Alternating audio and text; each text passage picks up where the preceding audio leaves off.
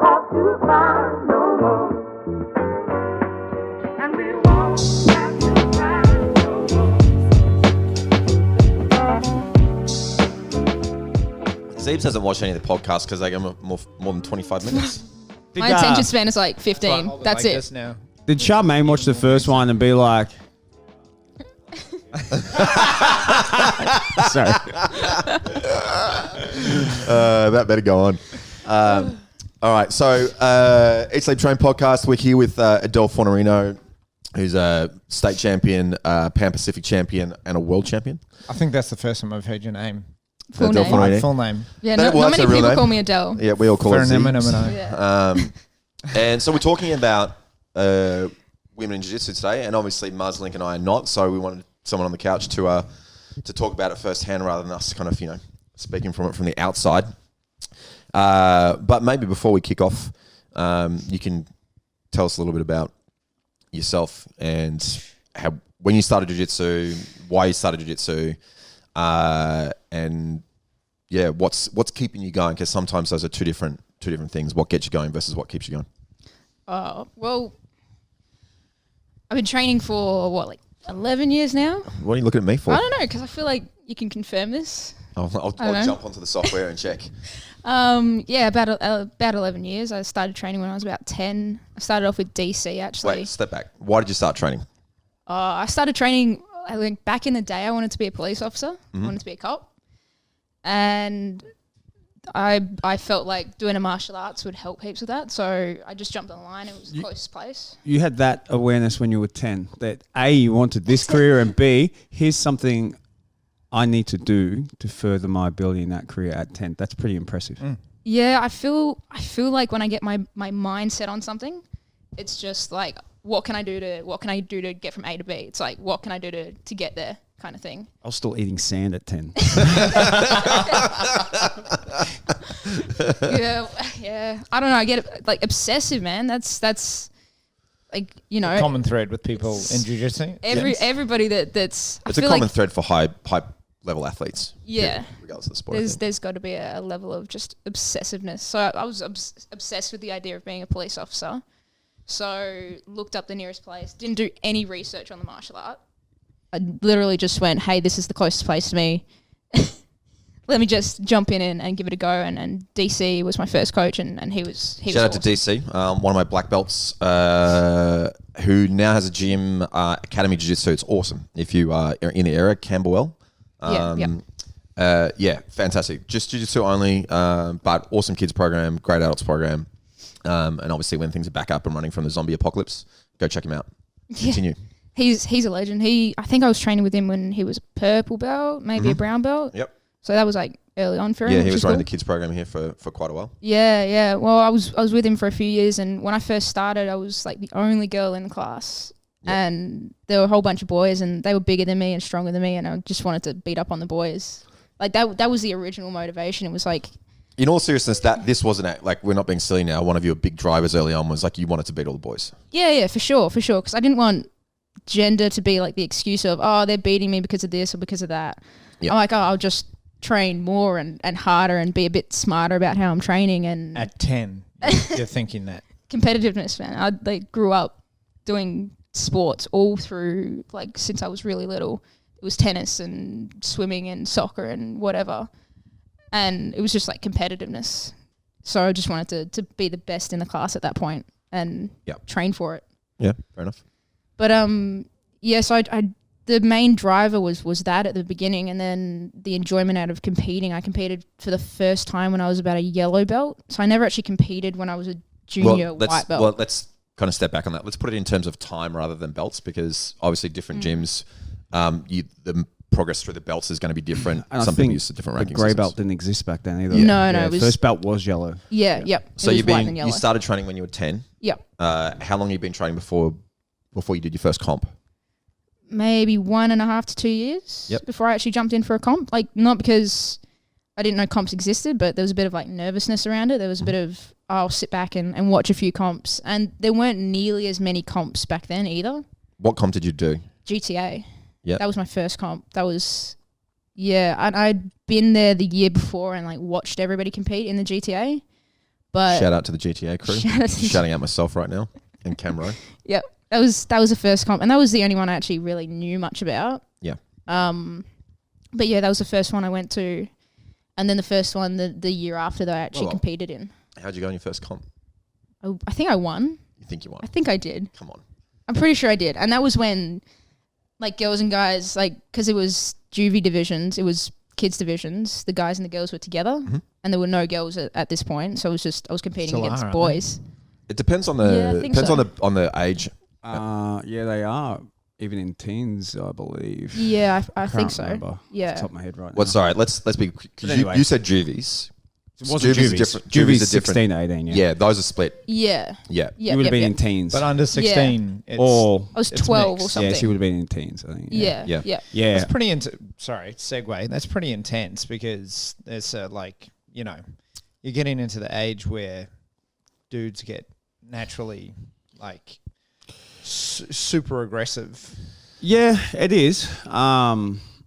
As someone who coaches a shit ton of kids, sorry for the language. 100, Luke 80 or always 100 says or that the something. first time he cusses, and then 5 minutes in, it's F bombs. Are we allowed to swear on this? Yes. All right, cool. At I just made that rule then. Yeah. As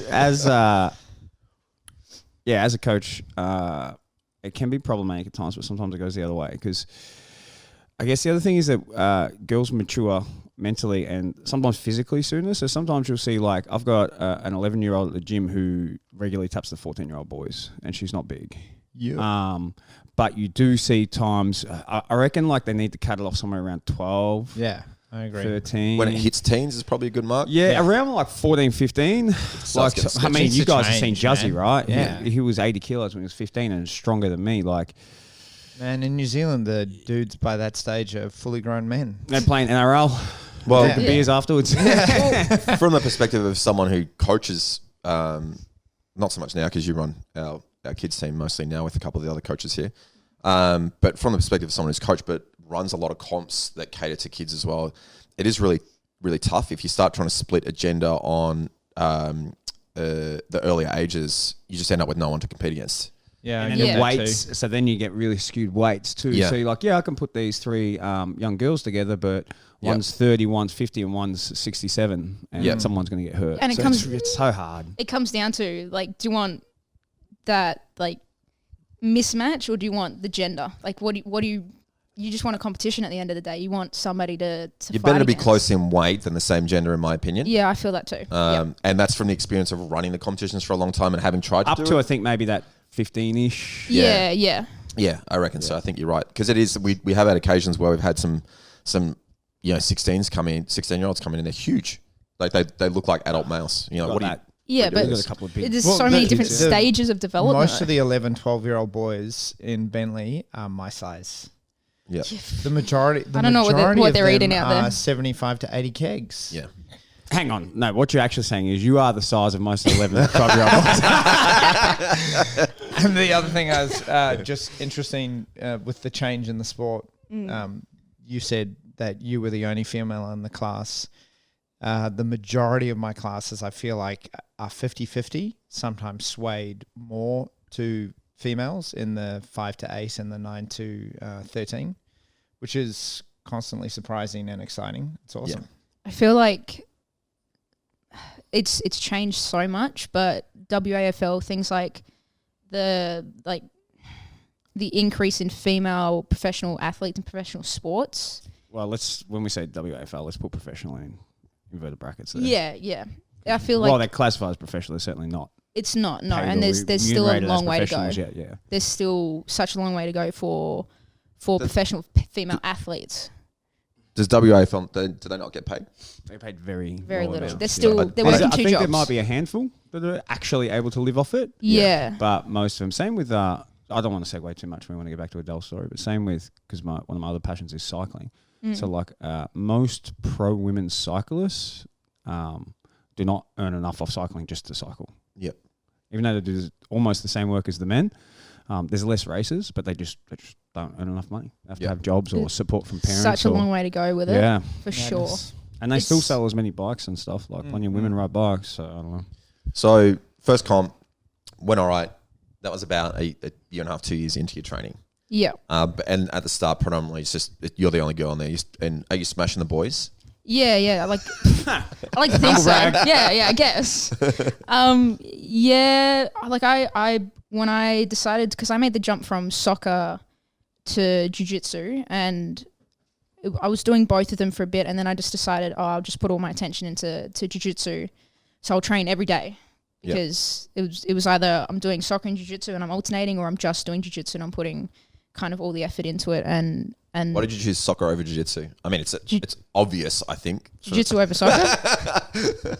I rag on soccer all the time, but in all seriousness, why? I love soccer, and I still do, but honestly, I like the idea of a sport where I'm not dependent on other people in a way. Like, there's a team, but when you're on the competition match, you're by yourself. Like, you're making the decisions.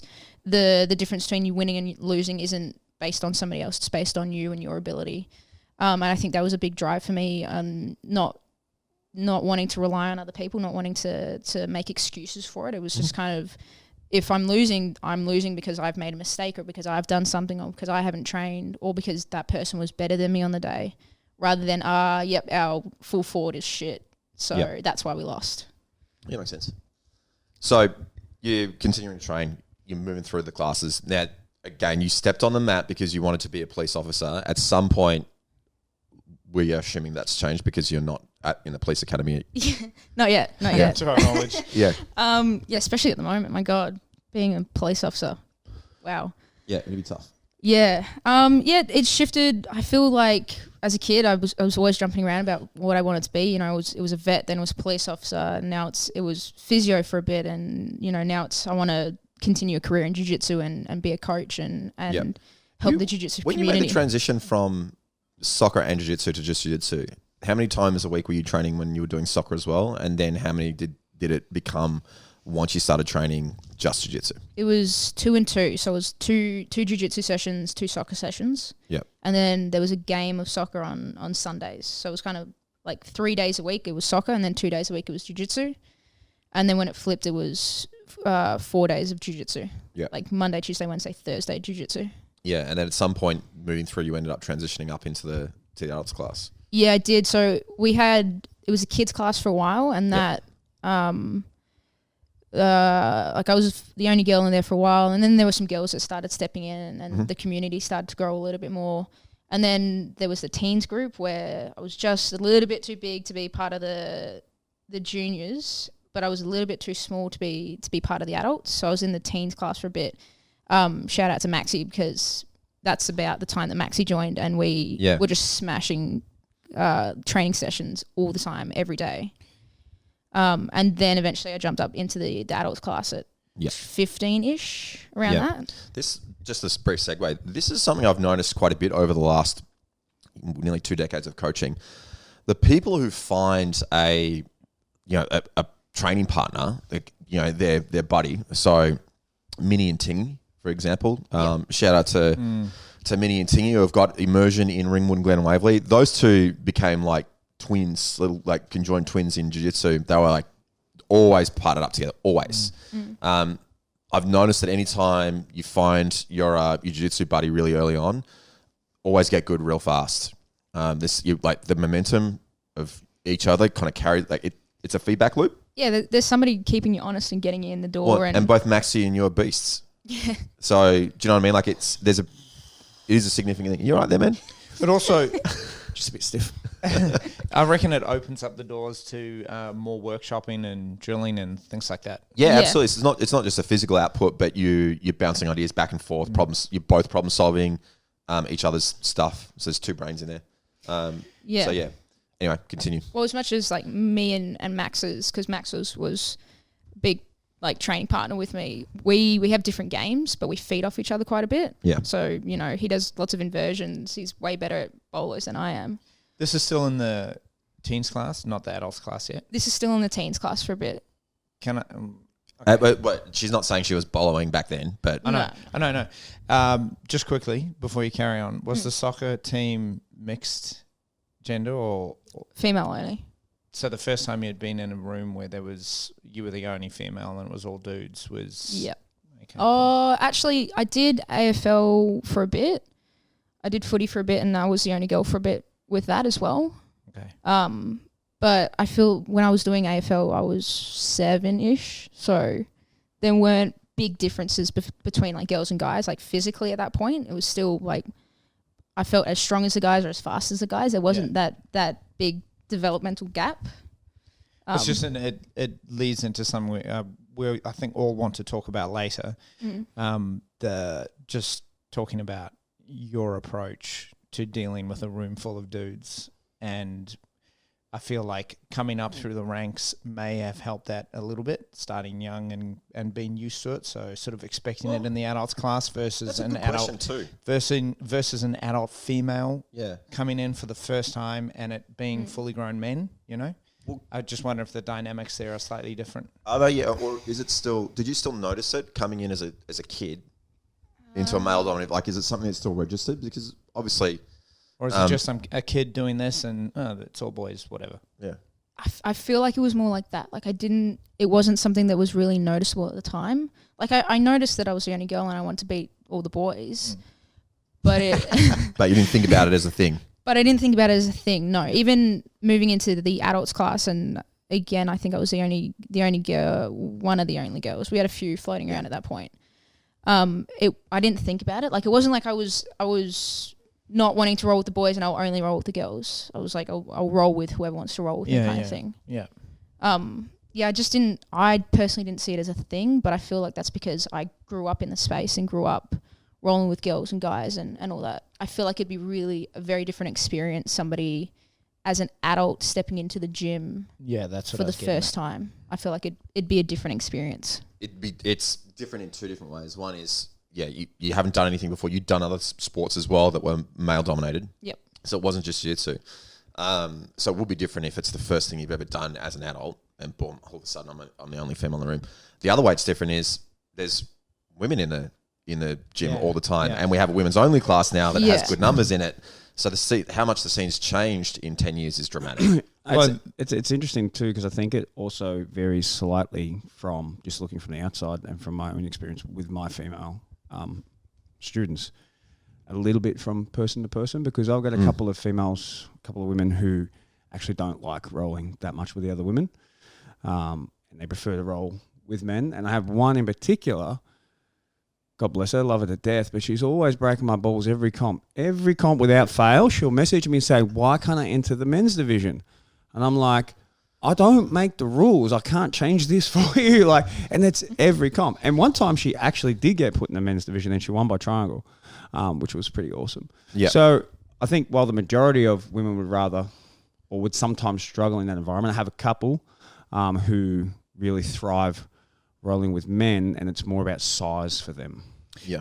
I get that. So is this changing the segueing too much? But no, I think we should. Just to say to you,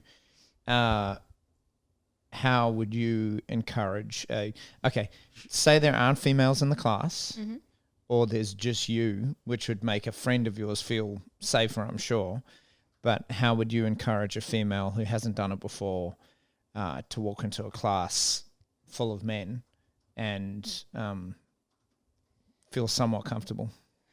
It's a tricky one, and I think I've spoken to some people about this before, but it's jiu-jitsu. Anybody that walks into the doors of jiu-jitsu, it's not instantly easy, whether you're big or small or female or male or whatever. Correct. You don't walk in the doors and all of a sudden you're submitting everybody. Everybody gets submitted. You know, world champions didn't walk onto the mats their first lesson submitting everybody. And I feel like, especially because I grew up in an only girls school, and man, girls are harder on themselves. They're like, if they're not like switched on, if they're not doing the right thing. Do you mean that they're harder on females or they're harder on themselves? Both, I feel. But I feel like if they're not instantly good at things, they can be really hard on themselves. But that's my perspective, because I don't know much about guys in that way. But I feel like girls, if they're not like, All of us are like, what are you talking about? That's just. I think if you're, It's just competitiveness. yeah, yeah, yourself. I do think there's something in that though, because I do as a coach have a lot of, I would say, if you were to look at the ratio of people that go through that hard on themselves blues kind of feeling, it happens with almost every woman who walks through the door. So this At raises some point, yes, it might be early, it might be late, it might be in the middle. But except for Rach, she's just a beast. she's just like yeah, she's an animal. she just goes. But everyone else has kind of that. Some of it, I think, is Point. expressing emotions differently. Like Maybe, Yeah. maybe just they're get actually angry, good at that. and I know a lot of the females that I've trained, they, for whatever reason, need to go have a little fit. Yeah. In terms of what I mean, they need like a minute or two to just shed some tears, and then they come back and they're ready to rock. But if you interfere with the moment of just the little breakdown, then it makes it way worse. Just Well, I've had little fits. Like Yeah. at black belt. Like everybody's But gone I've into their had car and just been like, what the comp class rounds where like But the instead timer of goes crying, and you I just just get get up and furious. walk off and sit down. exactly. Just contemplate life for a second and Yeah. then What I think, suck it up. generally speaking, what we tend to find is in the moment, guys will probably get angry and be like, all right, let's go again. This, I'm going to try to smash you. Females, if they tend to have a strong reaction, might need a little bit of space and maybe shed a tear. Guys will tend to shed the tears after class in the car on the way home. Punch the steering wheel and Yeah, stuff. it's not that we're not doing it. It's like after the whole, like, you know, that the combat moment settles and then everything calms down. And then you're like, oh God, it's 20 years and I suck at jiu-jitsu. it's expressed in like a different way. It's a difference in processing emotions, So- I think, and understanding them. So this raises an interesting point though, because I had one of my female students come to me and talk to me about a moment that struck her, and so going through the process of training, working her way up to blue belt, that sort of stuff, and thinking that the reason that jiu-jitsu was so difficult was because she was a female in a male-dominated sport, and she got far enough through the process to realize, hang on, it's actually really difficult for everyone. And that the reason I suck at jiu-jitsu is because I'm small and weaker and all that sort. It's like everybody sucks. At some point, yeah. And I think this is probably actually a really important thing to notice and to understand, because if you get away from the idea of this is really difficult because of these like physical things that I've got going on, it's of course it's going to be harder if you're smaller. That's doesn't matter. Gender is irrelevant. That's in that. Yep. If you're the smallest one in the room, everyone's 20, 30 kilos heavier, stronger, well, it's going to be harder. But everyone sucks at the start. Everyone's bad at jiu-jitsu.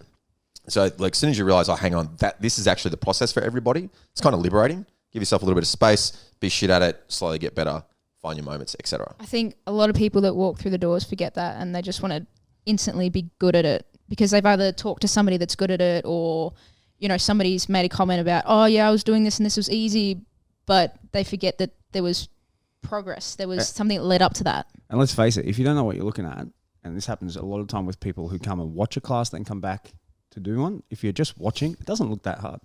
No. It doesn't look that hard. You No, don't realize yeah. how hard it actually fair. is until you get on the mat and give it a crack. Yeah.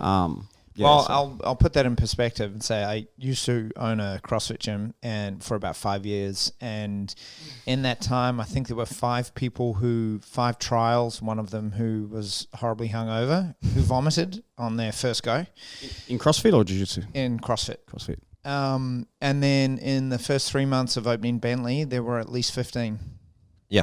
who literally I'd be like, hey, where'd the trial go? And they come back swaggering from the toilet and they're like, sorry, man, that hasn't happened before. Or Some of that too, though, is they like try to keep up with Absolutely. everyone. They're trying to go too hard. They generally haven't been doing much exercise themselves.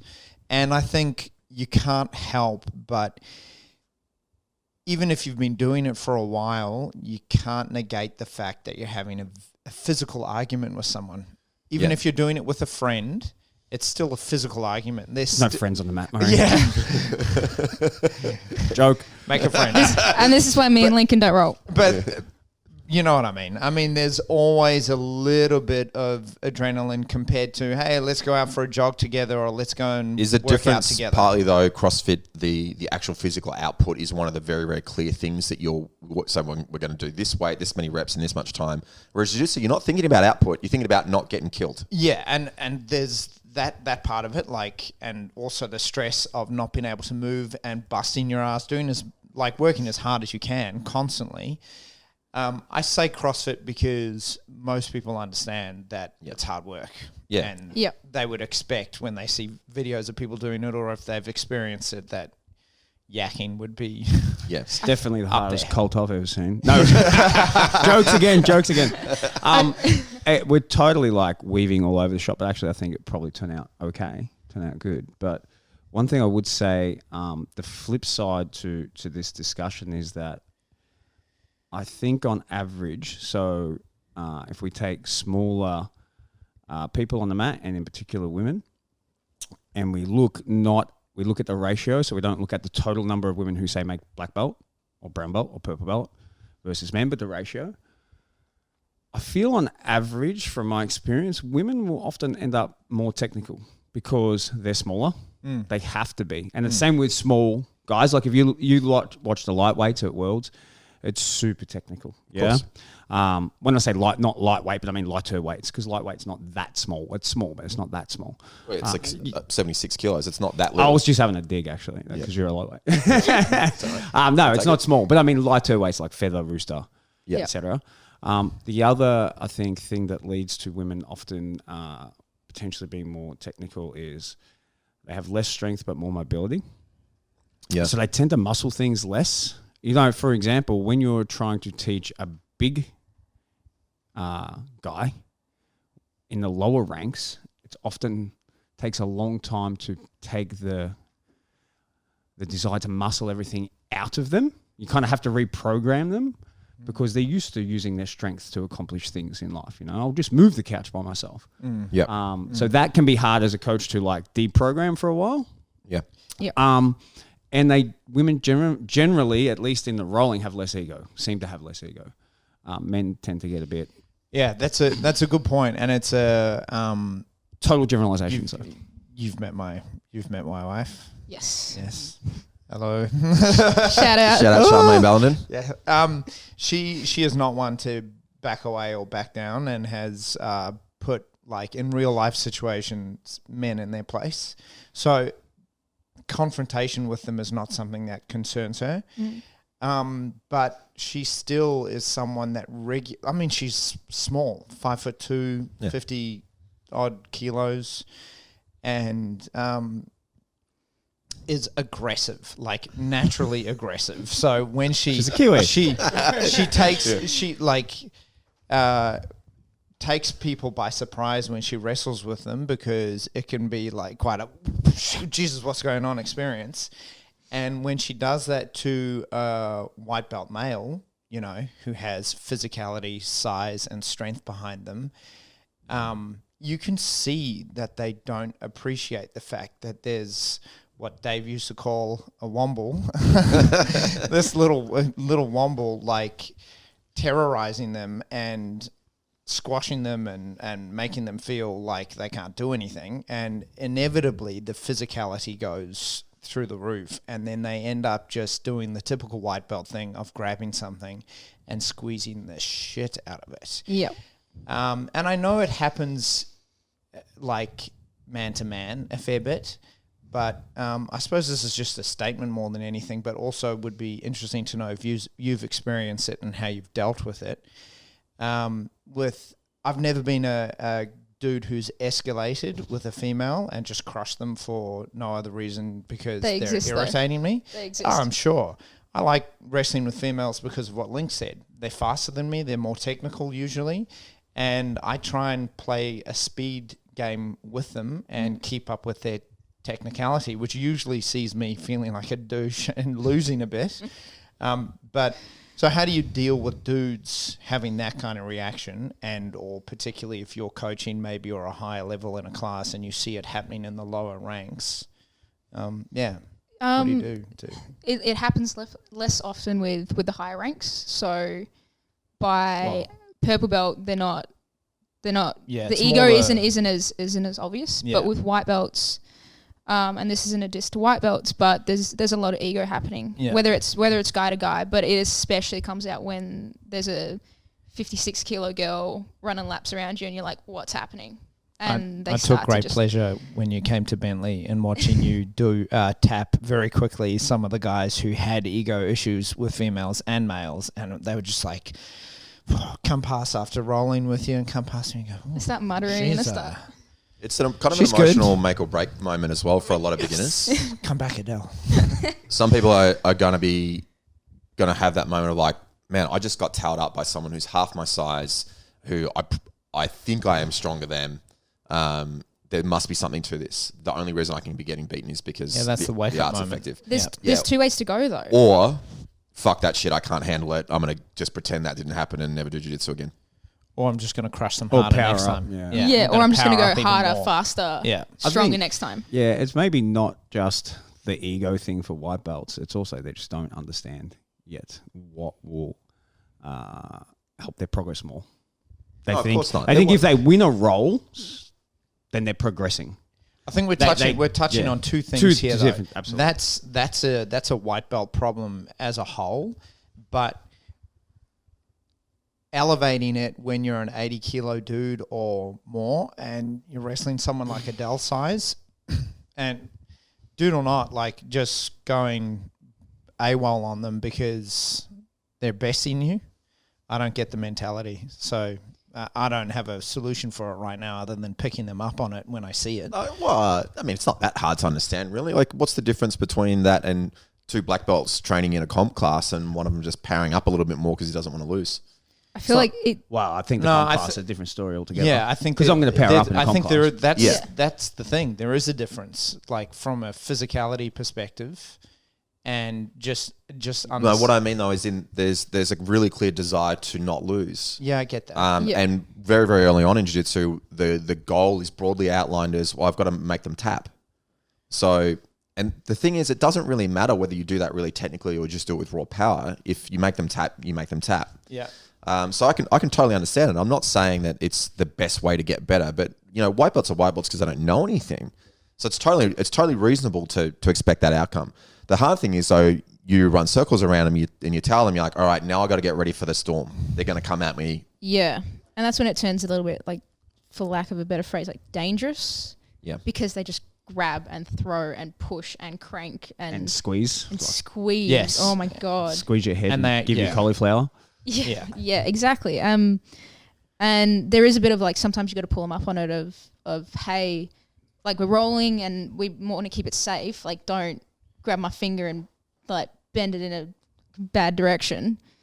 But you also want to make sure that they're not just going soft on you because you're smaller. Yeah. There's like this balance. Like so many times I'll be rolling with people and I'm generally like smaller than most of the people I roll with, and we'll be midway in a roll and they'll be like, I hope I'm not crushing you, or I hope I'm not putting too much weight on you. And then there's a little bit of, dude, just do your jiu-jitsu. Like it's fine. Like if there was an issue, I'd tell you there's an issue. It's good that they're being considerate Yeah. because it means that they're aware of their size. Yes. And it's again because of the lack of experience, they don't understand where you've made it through to and the skill level you have, what that means that you can handle. Because think they've got no. Personally, I think that dialogue should happen. Yeah. Like, I think it's good that you've let them know, and it's good that they've let you know that they're actually looking out for you. Yeah. Then it educates both grapplers, rather than leaving it like walking away from a match where I'll always ask, and I always make sure I don't make sure with these two obviously, but if I'm rolling someone who's significantly I smaller don't think you've ever than asked me, if I'm okay. I will make sure. Yeah. I wouldn't be able to answer because I'm stuck under your fucking mount. But I think the dialogue's important. To Yeah, have. and I agree. To a point, when you're rolling with somebody for 5 minutes and they've asked you seven times, Just once. yeah, I think Yeah. the missing link here is that it takes a certain amount of skill to roll with someone smaller than you and have a good technical exchange. Yep. So I think Agreed. the white belts and early blue belts, like, it's probably, they just don't have the skill set yet. But Yeah. purple belt and up, you should be able to roll with someone significantly smaller than you and have a good roll. Not hurt anyone, not get something simply because you powered it up a bit, but have a good exchange of technique. And then sometimes it's a rude awakening about how it feels. The only caveat to that is if you're 85 kilos your whole life, it's hard to roll your game. It can be hard for an individual to roll their game the same when they try to go super light. So I think people just need to keep that in mind and remember that the roll's not a contest. It's an exchange of technique to help you both improve. And don't get caught up in winning or losing or any of that stuff. Yeah. Just learn. Black belt Kieran's a really good example of that. Where he's a big dude, and he's strong, and it's ridiculous. Yeah, exactly. Well, and Everybody's he's a judo looking at me black belt, like, he's a yeah, jiu-jitsu he's black belt. I've got the image of very good. Deadpool getting Juggernaut tearing him in half. Yeah. That's Kieran and you. But that's what it is. But every time we'll roll and there'll be an exchange of technique, he'll grab me afterwards and actually talk about what the technique was instead of being pissed because I did something that he's not seen before or vice versa. There's that exchange of, hey, what'd you actually do? How can I do that? How can I do better? And I feel it's very refreshing to have that experience of him being really open to talk to somebody that's a female and smaller and lower rank, but he's still asking what I'm doing and what I'm thinking about while I'm doing certain moves, and it's nice. Can we move to talking about what you do to make your life? That you train in the advanced class predominantly, and you teach the intro crew for some of the classes, and most of your training is with color belts. And the vast majority of those are bigger than you. So what are you doing? Now, the level obviously will be a little bit different because if you're a female coming into jiu-jitsu for the first time, you're not going to be in the advanced class, but you're going to be on a mat with people who are potentially bigger and stronger than you and will know at least a little bit more than you. What are you doing to make your time on the mat easier to manage? So whether that be the emotional experience, because there's a chance where you're looking around the room at your rolls and going, man, this is going to be a tough day. Yeah, for sure. Because sometimes winning is super tough too. You're I might be able to beat these guys, but man, it is going to be hard work. It might be that you just some people man, I'm going to be stuck underneath for 5 minutes potentially. Yeah, how do you look after your safety, particularly in competition classes and things like that too? Yeah. So what are some of the things that you're doing to make your experience training more enjoyable, more useful for you, and something that doesn't make you feel like you're physically and emotionally being hit by a truck? When you get a little bit further on in the journey and you have an idea about what kind of games you play, the game that you play will change depending on who you're wrestling with. So I wouldn't play, a half guard game I wouldn't play under a half guard game with somebody that's significantly bigger than me because I'd just get crushed. There would be no technical exchange there. It would just be hard and I'll end up feeling like I got hit by a bus, So the game changes. The technique that I'm going for will change depending on the person. That and, you have to pick your roles. If somebody in particular is, when I roll with them, they just keep injuring me or, their ego's getting in the way or whatever, it's okay to try and, step away from some of those roles. Yeah. Well, let's back up on that. When you say they injure you, what you really mean is that role. It escalates and there's an injury. So what and I'm the hearing, two of us are getting injured, it's because going to you be a are smaller one of the most person. competitive people in the gym. Oh, for sure, yeah. If I'm not saying I don't escalate things. I always escalate things, always. But when you're the smaller person and it escalates, you're more likely to be the one getting injured out of the two. Yes, 100%. 100%. Especially in the situations where things escalate, we tend to start using our body as a bit of a battering ram.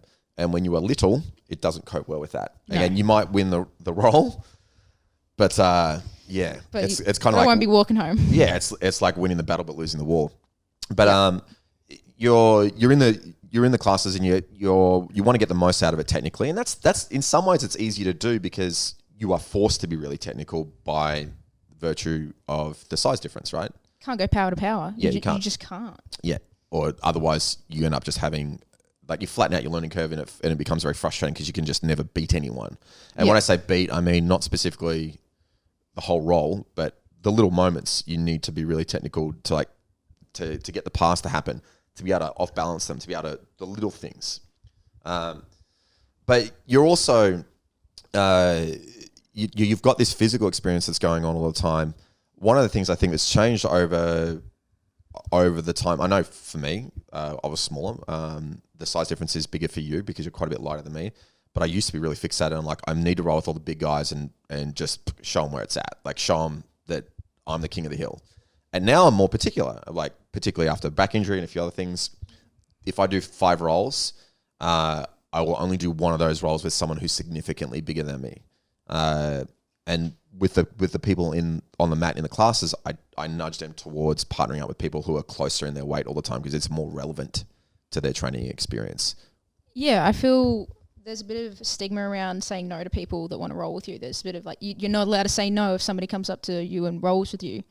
Well, This is a good topic. You can. You can say no. Like, it's okay to say no because... I think why you're saying no is why really you say no important. is important. You can't just be saying no because it's a hard roll. Yeah.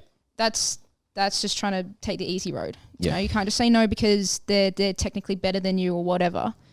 You have to realize why you're saying no, and if you need to be able to actually have that conversation, that dialogue with them of, hey, like, I think you're really cool, but I'm not going to roll with you because I'm looking after my body at the moment, or I'm carrying this injury or whatever. Yep. It's okay to say no.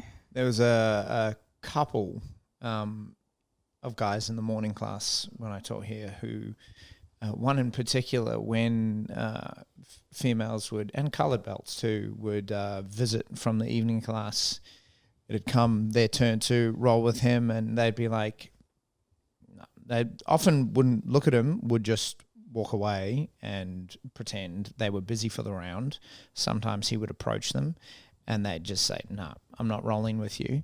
And this is what I meant before about having the dialogue. It's important that he didn't learn anything from that, and they didn't learn anything. No one's benefiting.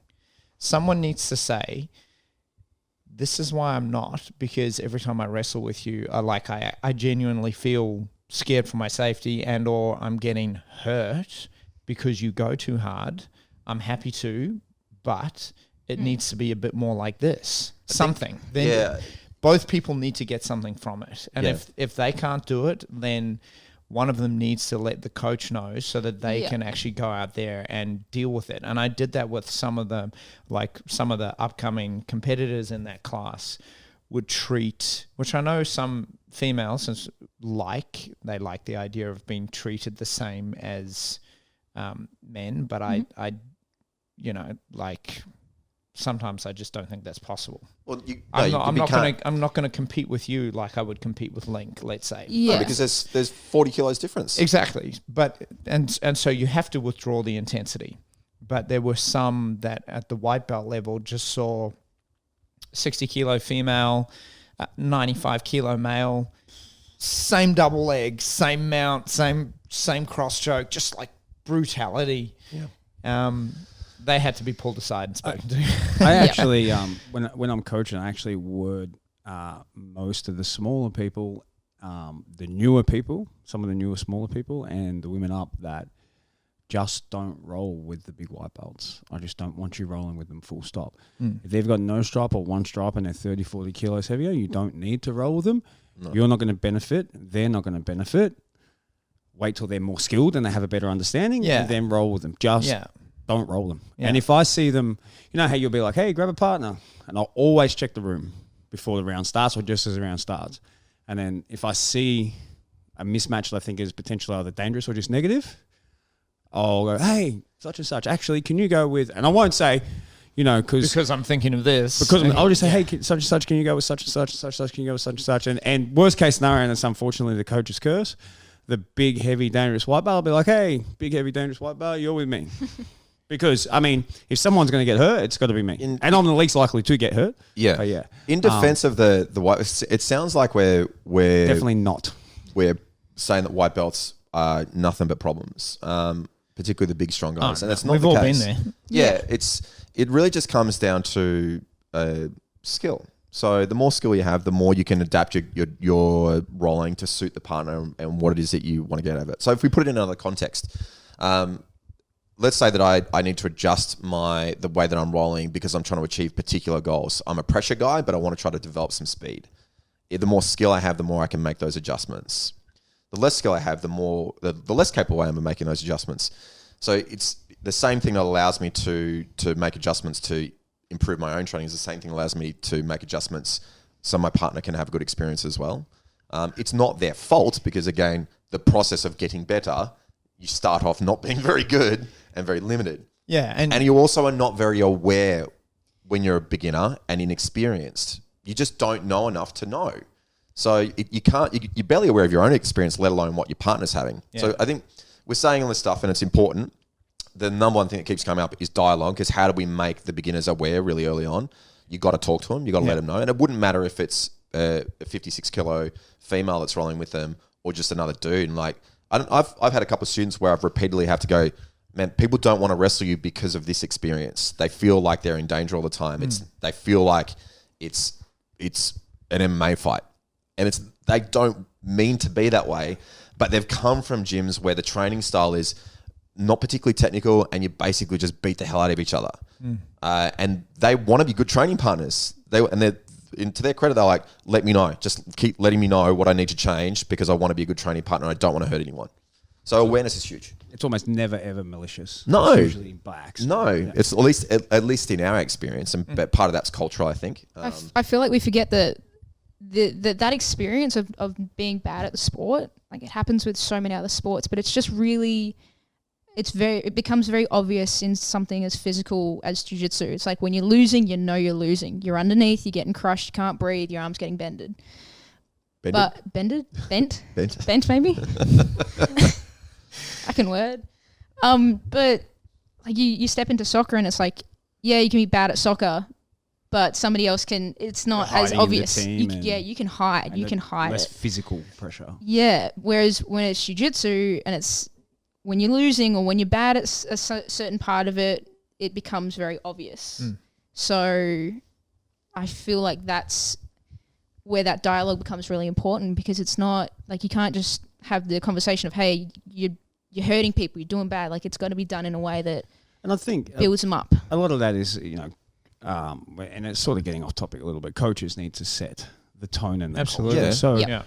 I always, my experience, because I've come up with a lot of white belts. I started the gym and it was just white belts, which you guys did. Well, you done it recently and you did it years ago.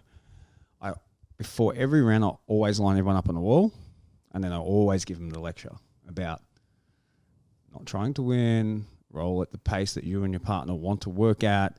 I tell them, if you want to go hard and your partner wants to go hard, that's okay too. But make sure that is an understood.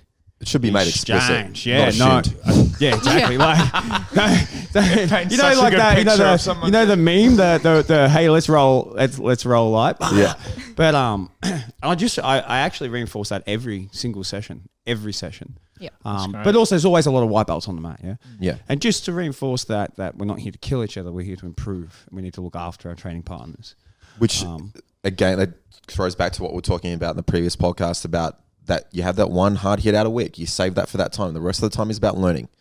And the challenge is, though, like speaking from experience, it's really, really hard to put the ego aside at times and just be like, you know what, I need to back off on this, or I need to tap earlier, or I need to whatever, because we're all competitive. None of us want to lose. So it is very, very hard to keep that shit in check. So I'm not saying it's an easy thing, but that's one of the things we've got to get good at. So that's part of the martial arts journey, though, that we're going through. Yeah.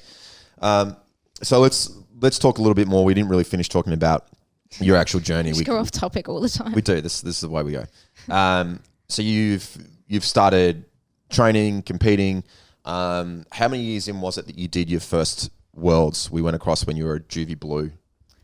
Yep, I was 15 at the time. So that's 2015. So 5 years into training. Yep. That's when I did my first worlds, which was because I won the adults division at GTA as a white belt, but then competed as a blue belt in worlds. Yep. But that was back when GTA was a thing and tickets. So for those of you that don't know, myself and Cam and Dan Cherubin from DC Jiu Jitsu in Geelong actually started this competition together because nothing at that time was actually giving anything back to the athletes. and we went, you know what? Let's do something that tries to change things a little bit. So we ran a comp where all the money that we made, we used to sponsor some of the best athletes from the day at the competition to send them to the Worlds. And you won one of the tickets. And that was a massive like game changer for me, because I didn't see competition as being like something that was super important at the time. It was something that I really enjoyed and I wanted to train up towards, but it wasn't the sole purpose of me training jiu-jitsu at that point in time. It wasn't until I went overseas and I saw how big jiu-jitsu was, especially in LA. There were just so many people there, and even the preparation that went into it. That's when it became very obvious that hey, like you can put a lot of energy and effort into this, and you can get a lot out of it, a lot out of competing. Yep. That's not to say that competing is the only reason to do jiu-jitsu at all. It can be the thing that drives you, and it can be the thing that you just observe. That's okay. Mm-hmm. But for me, especially in that training camp up until the 2016 Worlds, I think it was, that's when I'm like, yep, I like competition. I'm going to do as many competitions in all the places as often as I can. Yep. And that was that big stepping stone for me that made it very obvious that I like competitions. Yeah. And obviously you did really well. So you won your first world championship at that competition. Yep. Yeah. The juvies, for people who don't understand, that's basically 16 and 17-year-olds. Yep. So the blue belts at 16 and 17 are separated from the adults. Yep. Yep. So you're competing against people who are females as well, and then similar age and obviously same belt and weight. Yeah. Yeah. Massive stage though, like it's huge. It doesn't get any bigger than that, and it's a pretty rad experience. There were just so many people there. How much do you feel having that experience? Like you're saying, even if you're not a competitor, but going over and having the experience of seeing jiu-jitsu at its biggest at the Worlds really helps you to see what jiu-jitsu can be. Not necessarily specifically as a competitor, but I feel it's very beneficial. I feel like if you really like jiu-jitsu and you're into it, it's worth going over during that Worlds time. And maybe you're not competing, whatever, but going over there and actually just seeing all those people on the world stage. Then you get to watch, all the amazing athletes that were there at the time, and get to see what they're doing at the pinnacle of their career. Yeah. But it's like a spiritual journey, but not quite, but kind of. I know what you mean. It's the mecca of jiu-jitsu. It's if you're into jiu-jitsu in any sort of capacity, to never experience going to the world championships at least once, you're missing out, because it's rad. And again, it might not be that you want to be out there, although in my experience, everybody that watches it wants to, like, they come back going, I want to do that once. Yep. But it's a pretty rad experience, and you were fortunate to have it very early on, and that's changed your trajectory a little bit. Yeah, absolutely. Well, like I was saying, at that point in time before going to Worlds, like competition wasn't the main focus of things. Mm-hmm. And then getting back from Worlds, obviously it felt good winning. It felt good getting the medal, like it always does. That was that turning point of, yep, I'm going to compete and I'm going to do as many competitions as often as I can. Yep. Like that was that turning point for me, for sure.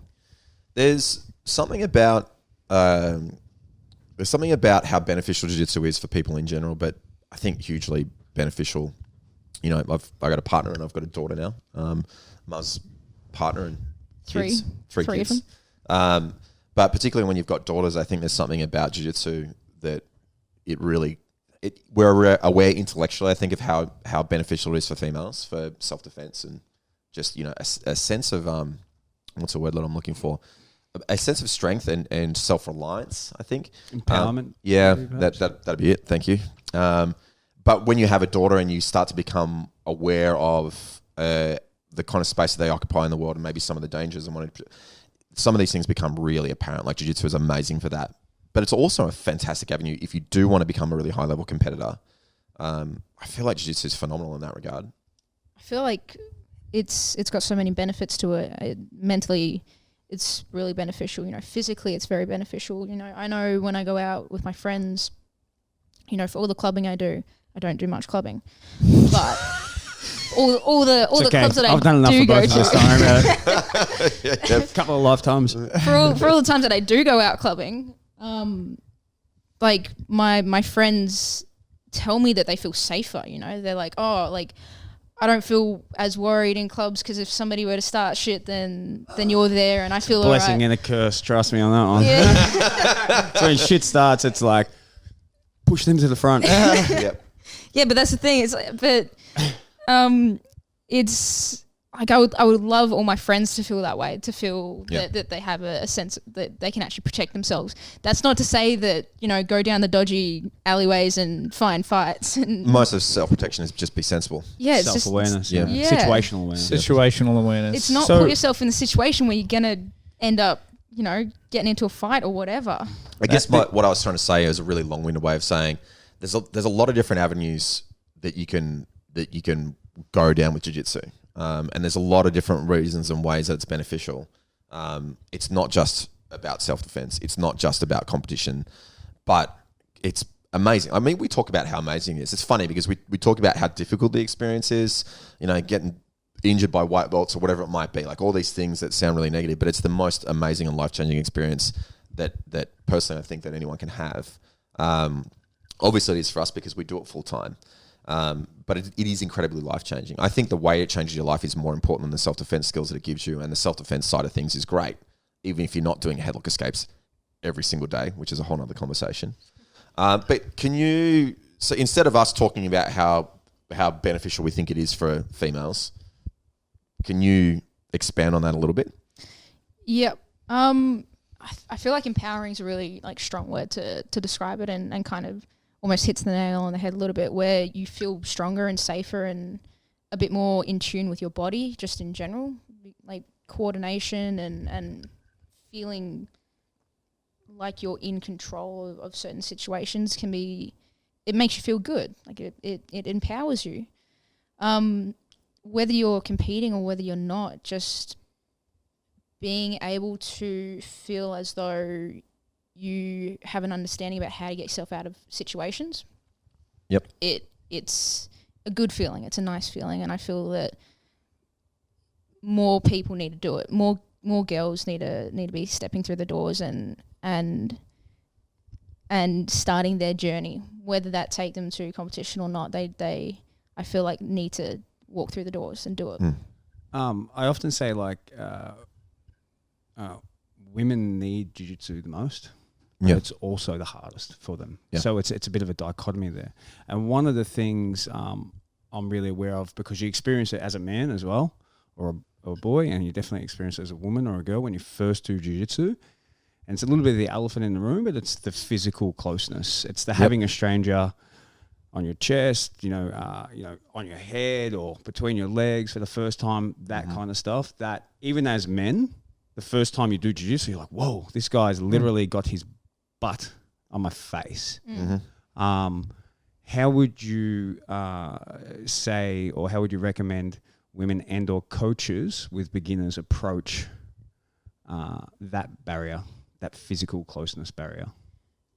That's a hard one, just because so many people are so different. So I've been taking some of the zero stripers I've been to ICing in the afternoons, and there are some girls that come through the doors and it's not as big of an issue for them. They don't really mind that physical closeness. And then I know some girls that have walked through the door that really struggle with that. And I think that the way a coach needs to approach it is understand that they're uncomfortable with it, because obviously as a coach and as somebody that's done jiu-jitsu, you're okay with it. You're fine with it personally, but that understanding that they may not be is really important. And helping them go through that journey at their own pace is important. So if they need to sit out and just watch for a bit, then that needs to be okay. They need to ease themselves into the space to actually be able to enjoy it and learn from it and train, rather than, sometimes you get these hard-ass coaches, they're like, nah, just do it. Just do it. So a friend of ours and a mentor of mine, Camro, speaks about the difference between when you're wading into water, stepping into the water via the beach, which is nice and gradual, and first it comes to your toes and then to your ankles and then to your knees and to your waist, or jumping off a cliff and diving into the water. So definitely a beach entry, you would say. And I think also, I know from coaching, it's making sure that I pick the right training partners. Yeah, that's Absolutely, really important. And that's for all new people. Yeah. Yeah. Yep. I don't turn my back. I don't do hey, everyone's rolling now, let's go. Particularly on the first or second class, like I said, when I line them up on the wall, I always say, hand up if it's your first or second class. They put their hand up. I bring them out in the middle. I'm like, this is such and such. Can I interrupt for a second? The reason you're asking people to put their hand up is not because you don't know who they are. No, I know exactly who they are. Yeah, It's because the other students in the room need exactly. to know who But they are. then, so then it works like this. So I get them to put their hand up and I say, yeah, okay, what's your name? My name's Murray. Okay, guys, this is Murray. I want one of my color belts to take Murray through a roll. And then a color belt puts their hand up. And I pick the appropriate color belt size, blah, blah, blah. Yep. And I match them up. And then I'm always like, hey, teach them about tap hands, bump fists, yada, yada, all the ethics and etiquettes and rules of jiu-jitsu. And then I match them for the first couple of days always. Yeah, I do. Yeah. I do the same thing. Every roll, I go, okay, go with that one now. Go with them now. And yeah. Yeah, I think that's probably important to get over that.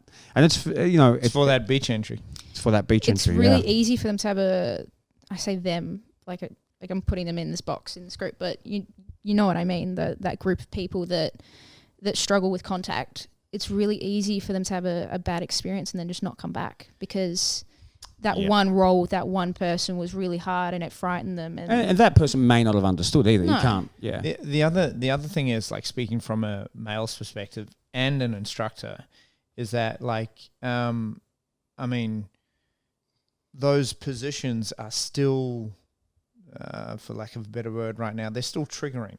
You know, Yeah, like, there's- That's the perfect word for it. I'm still very aware of, like, when a female comes in for the first time and it happens to be something like closed guard and she's got a grown man between her legs and I'm like saying, now you got to shut your legs around my waist and all that kind of stuff. I think if you choose a partner that displays, it's uncomfortable, I think, for a lot of men. And I think if you choose a partner that displays that discomfort, it has the chances to make the female feel more uncomfortable. Absolutely. Rather than Yeah. normalize When the I'm process. when I'm teaching them, I often make sure that I'm the first person there, and normalize it as much as possible. Yep.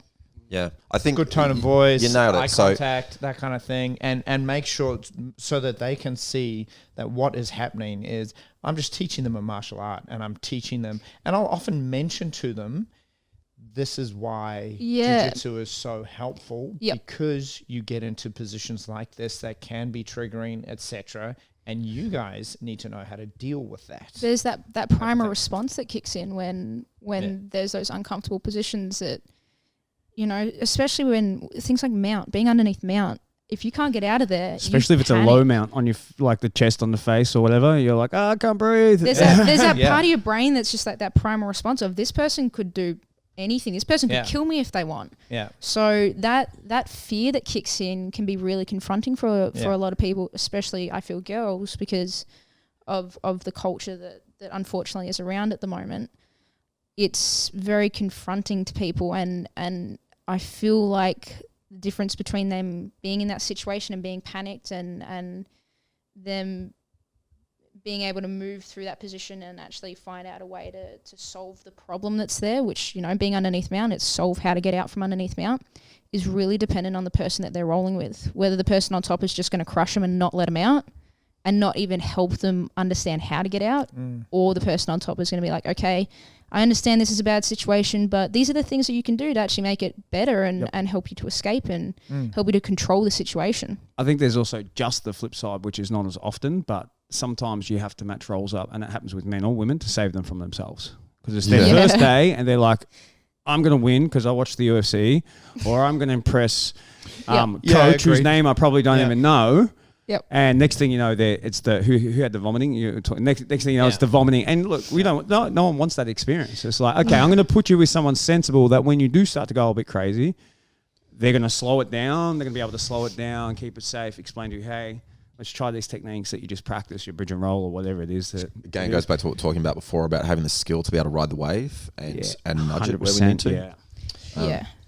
It's Going- I That's a think topic you for a got- different day. It is. It is, yeah. You know though about the elephant in the room, about making that okay. It's okay to be anxious about it because it's confronting. So putting it out there in the open, but also being really relaxed about it at the same time. It's like it's all good. This is the reason why these positions are good You have to practice. model that it's normal in that room and normal in that space, and that it's necessary for them to learn the skills Yep. that I always they came let there it. for. I always let people know that it's that you can find it really confronting and it can be really uncomfortable, but you'll be surprised how quickly you become comfortable with it. And it just takes a little bit of exposure and a little bit of practice. The number one thing to remember is that you're always safe and you can always tap, even if you're not in a sub, even if you're just, everybody understands because everyone's been there before. So just putting in that context, some people are actually totally fine with it. Some people are really stressed about the idea of it, but then when they get in there, they're all good. Yep. Yeah.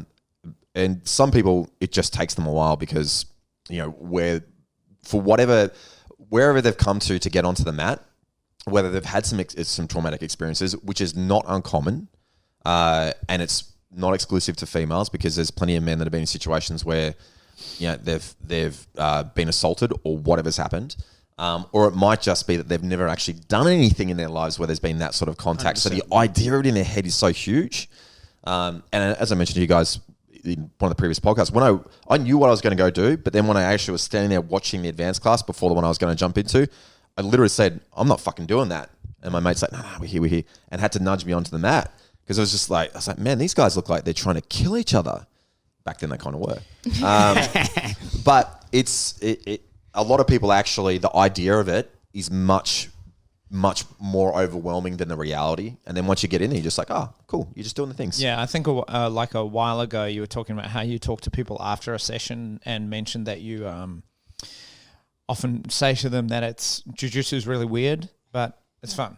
It is. And it's the best way to describe it. It is super weird. So I took that and another experience that I had when, being a PT, I push and mold people's bodies into position all the time as well. Yeah. And you often need that in jiu-jitsu to physically pick someone's arm up and go, no, I mean here, because you're saying put your left hand on the hip and they've got their right foot in the person's face, And if someone's doing a bridge and you're like, you've got to turn your glute on. Yeah. You know what I mean? But I'm always very sure that it's not an aggressive, but there's no mistaking that it's a jab or a pick it up and put it there. Yeah, it's very, very clear what the intent is. Exactly. Yeah. And I thought that was enough until I had an experience here in the morning classes where a female was trialing and she wasn't understanding what I was saying to her about hip escapes and where she needed to move her hips.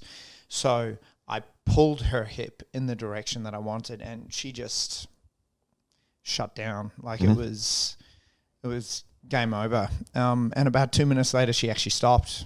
That was the end of the class. And she came back the next day and trialed the Muay Thai, and I went and had a chat to her and congratulated her on coming back through and spoke to her about the class and apologized if I made her feel uncomfortable, all that kind of stuff. And I managed to catch her on the way out as well. But it was a really good lesson for, even though it feels like it's a normal thing to do and it's a practice thing to do, whenever a female comes to trial, since then, I've always said to them, there's a high chance I'm going to have to physically put you in positions and put my hands on you. Mm-hmm. And I give them the weird but fun speech as well, so that they get a little bit of seriousness and then a little bit of fun, and they understand that when I'm poking and prodding them, that it's for learning purposes. There can be no mistaking. And again, it's putting it out there in the open. Once you kind of get that first experience out the way, like as a coach, I'm gonna have to adjust you, like put you in the right spot. I'm gonna have to grab your foot and move it here, or grab your arm and move it here. Sometimes I'm gonna have to push your hip, whatever it is. You only have to have that conversation once or twice with a new student, and then it's good. It's part of the course, Yeah, I think also when they see that it's not just them, so you're doing it to the newer. Not even the newer. I mean, you're teaching a purple belt. Sometimes you have to. Oh man! You say something 3 times, and sometimes you're just like, hold on, and you have to get up and go. The thing is. This because it's hard. Learning jiu-jitsu is hard, especially if you're upside down and your coach is saying, something, and sometimes it can be hard to. Words don't describe the movements and what we're trying to do very well. So sometimes you need to adjust someone. Sometimes you need to do the technique to them. Sometimes you need to have them do the technique to you. But I think words are incredibly ineffective for describing jiu-jitsu. Yeah. Whether you're actually just trying to explain to someone what jiu-jitsu is broadly, or whether you're actually trying to teach them a technique, words are shit. They don't do the job very well at all, which is why we demonstrate a number of times, why we talk them through it step by step a number of times, and you get the room most of the room will be able to get going with that, and then there's some people that you have to get in there and do it with them. Then they can do it to you, and but words aren't. I feel like as coaches though as well, like what you were saying, Murray, it's so easy to not even think about it but do it. It's so easy to just be like, oh no, just grab that and put it there, and they're like, what the, like, why'd you touch me? Yeah. Because you've been coaching for 10 years. Because you've been doing it, and it's their first time in the space and they've never experienced that. So it's very easy to fall into that where you just do it because you've done it for so long and not see it from their point of view. So it's important as a coach to step back from that. So when I'm talking to people, especially when I'm teaching the zero stripe classes and I'm using all this jargon and all these words like, guard, mount, S mount, like all these things, and they just look at me with blank faces, and I just forget for a minute that I know what I'm saying, but they don't. Yeah. And it's that kind of thing. We've spoken in previous podcasts about what the first stripe journey is, and one of it is learning the syntax of the language. And I make it really clear for when new people come in, I'm having those conversations with them that you've got to learn the balance. You've got to learn the basic, the broad strokes of each position, but you've got to learn the language. Yep. Because we say mount all the time. Most people don't really know what it means. Maybe they've watched the UFC and they broadly get it. But you're exactly right. Like, what the is this guy talking about? But part of it is letting them know, okay, it's okay to not know that yet. It will take time. Yep. So it sounds like Dave Link and I have used coaching as an opportunity to kind of stand out there in front of the class and address some of these things. Have you taken classes, whether it be with like the recent female-only classes or classes where it's been mixed gender and stood up there and spoken about the same stuff? Yeah, to a point. It's like you always have to be careful to not draw too much attention to it, because then you're just pointing at people in the room. I don't mean necessarily like standing on a soapbox and using it as a opportunity to get some rally posters up and stuff like that. I just mean teaching general mat etiquette and giving people an understanding of creating a dialogue and understanding of the differences between men and women and size and physicality and the size and physicality of your partner, skill difference, all that kind of stuff. Yeah, I feel like that started for me when I was teaching the kids, because so many kids are different sizes at the same age. Like some of them are huge, some of them are tiny, and that's fine. So you get these big kids that are throwing around these small kids, like just launching them across the mats. And I feel like my ability to have that dialogue started there with talking to the bigger kids, say, hey, like, maybe settle down. Remember, this kid's, smaller than you. Be as technical as you can. And then that carried across into when I started teaching some of the adults, being able to have that conversation, obviously not talking down to them, but still the same way of, hey, you're bigger than them. Be more technical, be smarter. Don't just be heavier or stronger. Take the time to think about what you're doing, where you're placing your weight, why you're framing here, why you're grabbing this, instead of just grabbing for the sake of grabbing and pulling and pinning and all that. So, again, we keep bringing things back to dialogue, but it comes down to, like, have the conversation of tell them to be thoughtful, because jiu-jitsu for the smaller person is really important to be thoughtful with what you're doing, because you have to know why you're doing it. I think that over time the mat culture also takes care of some of that. So if the coaches set the culture right from the top down, the dialogue's there, but a lot of it's informal between, when you put the purple belt or the blue belt with the new person, you should be comfortable that that they are going to impart what you want to impart without me having to go there and check on them. Yeah. And that as long as you're being thoughtful about that, they will absorb that very quickly. Within a few sessions, they kind of, okay, I'm getting... The team brings them into line, though, if they don't. Yeah, I've probably only had one student, I think, in 5 years that I literally had to have three separate conversations with. Apart from that, I've never had to do that, because the culture, they kind of blend in with the culture. They understand quickly. Most people assimilate pretty quickly to what the culture is. Assimilate's a good word, yeah. Yeah. And that's one of the things that we're really conscious about, is trying to make a culture that guides people in the right direction. But we always say that culture is king. So we put a lot of energy into managing that. But once you get it set, it's not set and forget. Because if you step away, I've done my job, and you come back a year later, it's going to be Lord of the Flies again. Yeah. No, I love my Muay Thai coach, I've often spoken to him about finding one or two of the other students or trusting one or two of the other students to kind of be his 2IC and have someone and push the beginners towards them when they're in their first sparring, things like that. Yep. It's There's people who something naturally he struggled with, but I've always found jiu-jitsu students, and they don't always need to be higher level guys, but I've found the majority of jiu-jitsu students very happy to take upon the leadership role and take the new person under their wing and Definitely. and talk them through the role and things like that. Like when I got Lyle in the competition class, his first role was a 12-year-old girl, and everyone looked at me like, "Are you insane?"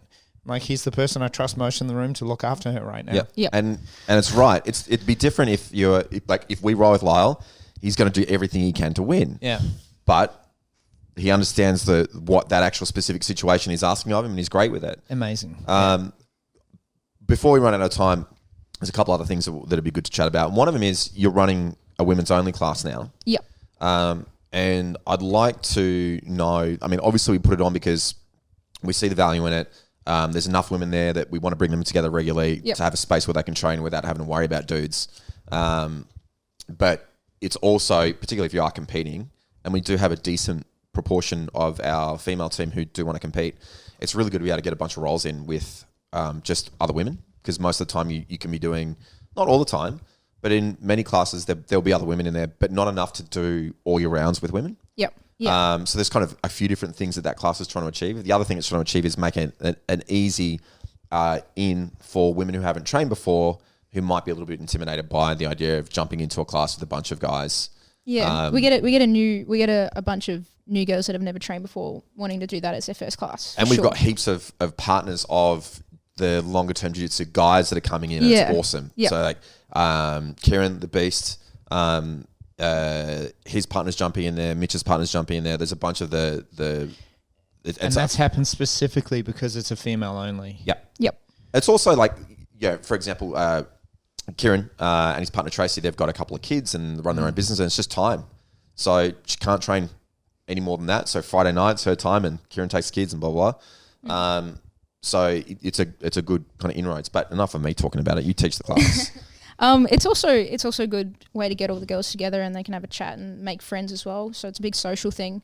But it's important for the girls that are competing to have that experience and roll with girls, because girls do roll differently to guys. I've heard that often. Yeah, and it's not that they roll better or worse or whatever. They just roll differently. Generally They move speaking, differently. stylistically, there's a difference, and this comes down to mobility and flexibility. Yeah, you look at the high level guys that weigh the same as the high level girls, and they roll differently. They're more flexible, generally speaking. You know, these are mostly generalizations. Yep.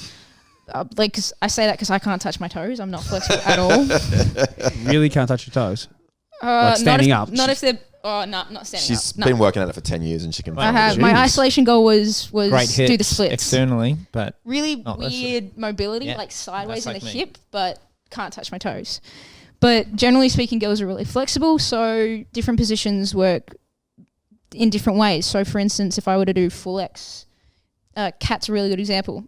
Kat, Dave's partner, really flexible, can do the splits, and it's really annoying to do full X because as soon as I get the full X, she just splits on me. Yep. Same with Kieran. Same with Kieran. Exactly, though. yeah. Exactly.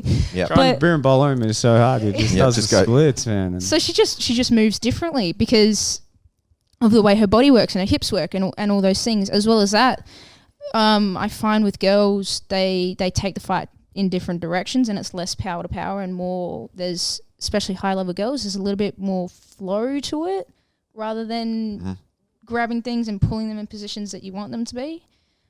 So not to say that all guys not to say that all guys are like that, but as you get higher up the weight, it gets a little bit like that. to a yeah, degree. I feel like it does. So Well, size, weight, and power is a tool, and it's fine to use it. It So does we've got- change the style. We've got to be really careful slightly. about talking about it like Yeah. it's a bad thing. it's 'cause not a bad thing at all. No, and it's not the wrong thing to grab something and put it where you want it to be. Yeah, if you can do it. Yeah, I feel like when I roll with people though, I struggle to do that because I'm just smaller than them. So I can't physically do that. So I have to find a way around it, which is where that technique comes in and the roles become more technical, less power to power, I feel. Do you find, because you teach we say that you 2IC, but for those that don't know what that means, we have a specific intro class. We've got 3 levels of classes at the gym. We've got an intro course, which is just for people who are 0 stripes. Then we've got the fundamentals course, which is essentially for anybody, but predominantly white belts do that. No, it's not true. We get plenty of color belts that do it. And then we've got the advanced class, which is just for color belts. Now, you 2IC, so you run the intro class in the evenings. Yep. The 0 stripers. And you teach the kids class as well, which is separate. Yep. Occasionally you fill in for the fundamentals class on a Saturday or whatever it might be. So you have the experience of teaching the whole crew. And then you've got the women's crew that you teach as well. Do you find that there is a significant difference for the teaching experience and what you're getting back from the students? Not necessarily the questions that you're getting, but the experience of the students between teaching the mixed class and the women's only class? There is something different about it. Like, it's really hard to put my finger on exactly what's different about it, but there is similarities and differences. Like, the girls will still ask questions and they'll still work hard during the drills and all those things. I feel like it's a little bit less intense, for lack of a better way of phrasing it. It feels like for the mixed classes, there's very clear, like, I want to get really good at this and I want to compete and there's a bit of intensity to it. Whereas with the girls class, it's less intense. It is still an early stages class. It's not a huge class. There are a lot of... It's predominantly aimed at beginners. Yeah, it's predominantly aimed at beginners, so there's not a lot of competition girls in there. But do you think that the difference in intensity could also be that it's once a week where the women get a chance to come together? Yeah. Yeah, and in their catch own up. space, so there's definitely that social element to it, which we should acknowledge is a very strong part of jiu-jitsu. It's a very strong part of jiu-jitsu culture, and it's a very important part of jiu-jitsu. Yeah. No one wants to be in an academy where it's just dog eat dog. Yeah. And one of my students and some people from here recently visited an academy overseas where it was a bit dog eat dog, and it was a big academy, but one of my students idolized these people, but the immediate feedback when they came back was, I don't want to train at that academy. Yeah. The culture there is very, I'm going to be a world champion and I'm going to do it regardless of who I need to step on or how I need to do it. Yeah. Whereas I think that team cultural aspect is super important, whether it's for men or women, but it's very good that the women all get to come together because there's less of them and they might be spread out across the days normally and don't see each other that often. And most of the time, the girls that first start off in this class will eventually integrate into the mixed classes anyway. A lot of them have jumped into mixed classes because they've enjoyed that women's only and they felt comfortable and then they want to train more. Part of it is at the headquarters, because we've got a number of different training areas, got a number of different mats. We've got so many different classes on every day. We've actually got quite a few women that train. Yep. But sometimes it doesn't seem like it. They won't cross paths all that often. You spread out over 4 million classes a week or whatever it is. Yep. There's like 20 different jiu-jitsu classes a week that you could be doing. So, yeah, but then all of a sudden you have a women's only class and you've got 15 girls on the mat and like, oh, hang on, like, which class do you do? Which class do you do? Cool, let's meet up at this class. Yeah. And you start to get a little bit more of that going on. And the more of that happens, the more of that happens.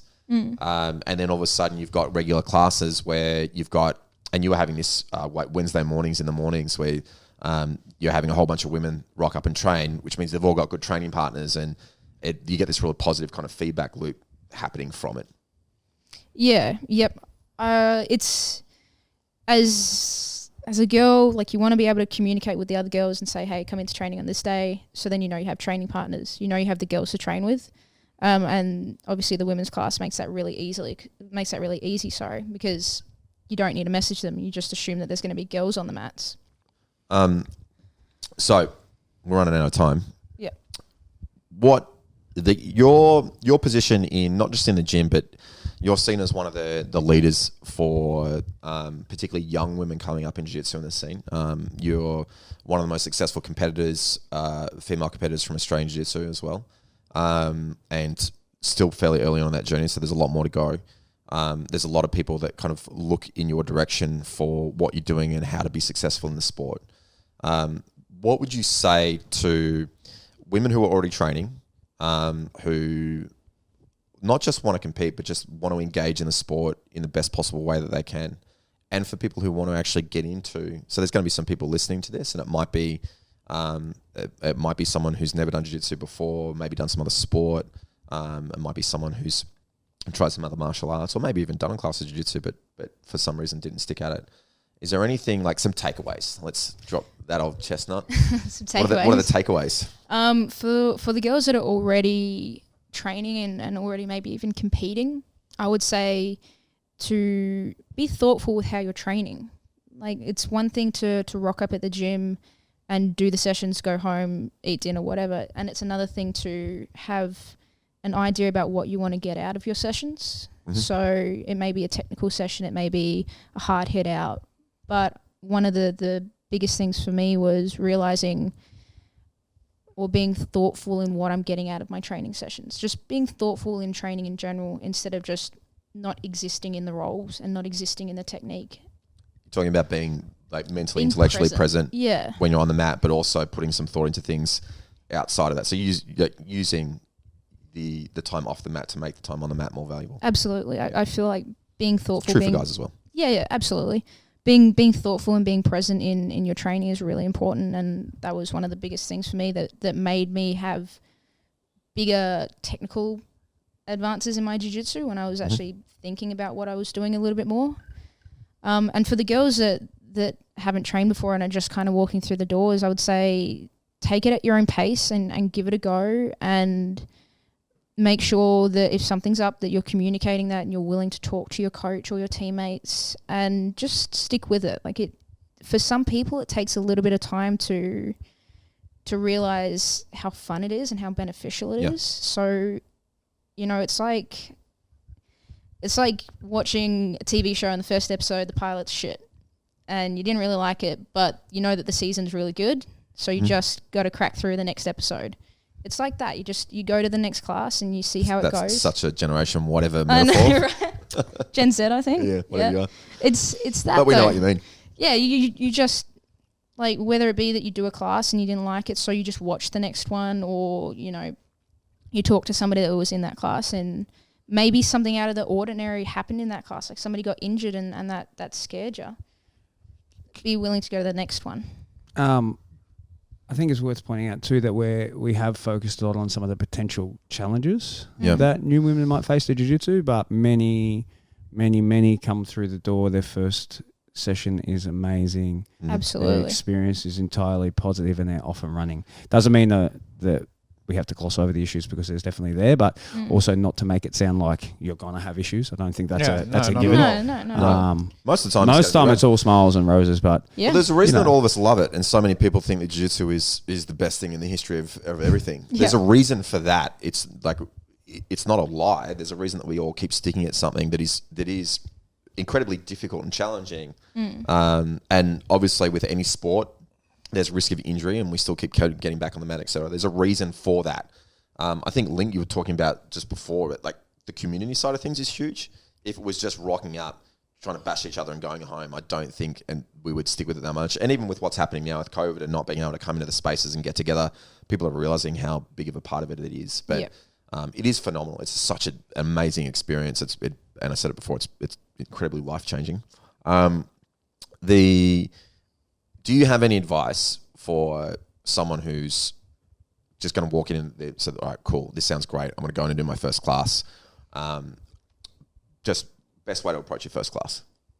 Just be open-minded. Like, just get in there, listen to your coach, take their advice, do your best.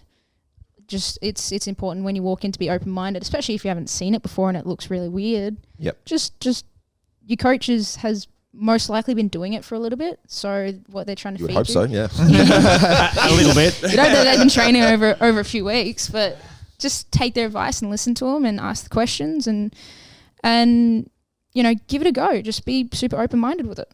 Yeah. Is what I would And say. maybe even if you are the only one there on that night, you're not the only one there. Do you know what I mean? Like, you're not the only. You'd be very unlikely to be the only female in any club nowadays. Yeah. Yeah, And even so- more importantly, I think it would be just the general cultural feel Yep. than how many females are on the mat on that first experience. Even so, the female jiu-jitsu community, like there's so many Facebook pages, and Yeah. there's such an ability now to reach out to high level athletes that are in your state or your country and whatever, and actually be able to talk to them and understand that you're not the only one. Yeah, I would describe you as having friendships with all the women that you compete against as well. Oh, absolutely. There's nobody that I don't feel like there's anybody that I've ever competed with and I'm like, I don't like that person. Yeah. I think all the girls, especially in Australia, I think they're all really rad. I think they're really cool. In fairness, that's kind of the same for men too. Like that's Yeah. the jiu-jitsu vibe in general. It is, yeah. Is that you usually, if you don't know them, you usually end up being friends with them by the time the match is finished. There's so much respect Sometimes in the for the bullpen others. before you step onto the mat. Yeah. Like, hey man, how you doing? Oh yeah, we've got each other. Oh, good luck, man. Oh, where you from? And you have a 5-minute conversation before you go out there and try to break each other's arms. Yeah. And it's a weird. Those things are weird to exist side by side, but they do, and it's one of the reasons why jiu-jitsu is rad. Yeah, and people that don't do combat sports don't realize that. They just think that they're just trying to tear each other apart. And then you see it in the UFC all the time. They have this massive fight and then they hug afterwards. Mhm. It's because there's so much respect between the athletes. Like they both realize that they gave it their all and they put so much energy into it, and you know, whether they won or lost, whatever, there's still respect between the two.